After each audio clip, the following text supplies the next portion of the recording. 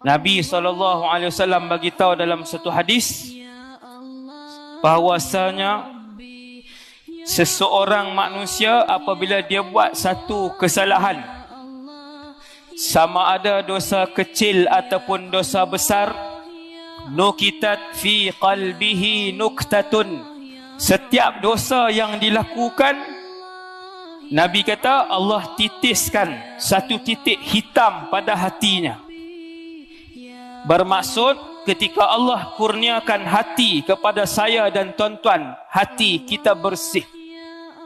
Dan apabila orang yang berbuat dosa itu istaghfara rabbahu, dia mohon ampun dengan Allah, ataupun dia tinggalkan dosa tersebut, ataupun dia bertaubat kepada Allah, lalu dipadam titik hitam tadi.